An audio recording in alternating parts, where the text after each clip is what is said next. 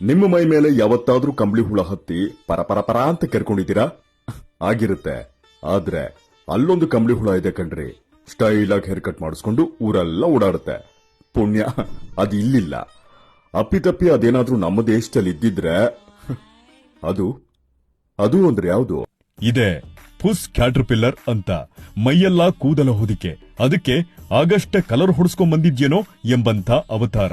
ಯಾವುದೇ ತೊಂದರೆ ಕೊಡದೇ ಇರೋ ಹಾಗೆ ಕಾಣೋ ಯುನೈಟೆಡ್ ಸ್ಟೇಟ್ಸ್ ನ ಅತ್ಯಂತ ಡೇಂಜರಸ್ ಹುಳ ಇದು. ಏನ್ 1-1.5 ಇಂಚಿರುತ್ತೆ. ಇದಕ್ಕೆ ಹೋಲಿಸ್ಕೊಂಡ್ರೆ ನಮ್ಮ ದೇಶದ ಕಂಬಳಿ ಹುಳಾನೇ ಎಷ್ಟೋ ವಾಸಿ. ಯಾಕಂದ್ರೆ ಬಣ್ಣ ಬಣ್ಣದ ರೂಪದಲ್ಲಿ ಸುಂದರವಾಗಿ ಕಾಣೋ ಅದ್ರ ಕೂದಲು ಕೆಳಗೆ ಯಾರಿಗೂ ಕಾಣದ ಹಾಗೆ ಪುಟ್ಪುಟಾಣಿ ಮುಳುಗಳಿವೆ. 1-2 ಅಲ್ಲ, ಆ ಕೂದಲು ಎಲ್ಲೆಲ್ಲೆಲ್ಲ ಹರಡಿಕೊಂಡಿದ್ಯೋ ಅಲ್ಲೆಲ್ಲ ಅಷ್ಟೇ ಫಲವತ್ತಾಗಿ ಸ್ಪ್ರೆಡ್ ಆಗಿದೆ. ಮತ್ತೆ ಪ್ರತಿಯೊಂದು ಮುಳ್ಳಲ್ಲೂ ಒಂದೊಂದು ತರದ ವೆನಮ್ ಗ್ಲ್ಯಾಂಡ್ಸ್ ಇದ್ದು ನಿಮ್ಮ ಬಾಡಿಗೆ ಎಷ್ಟು ಮುಳ್ಳು ಹೋಗುತ್ತೋ ಅಷ್ಟು ನೋವನ್ನ ಅದು ಚೌಕಾಸಿ ಮಾಡದೆ ಪ್ರೊಡ್ಯೂಸ್ ಮಾಡುತ್ತೆ. ಸಿಕ್ಕಾಪಟ್ಟೆ ಉರಿ, ಕೆರೆತ ನರಗಳ ಒಳಗೆ ಲಾವಾರಸ ಹೋಗೋ ಫೀಲ್ ಕೊಡುತ್ತೆ. ಸ್ಮೆಲ್ಲಿಂಗ್ ಕೂಡ. ಹಾಗೆ ದೃಷ್ಟಿದೋಷ.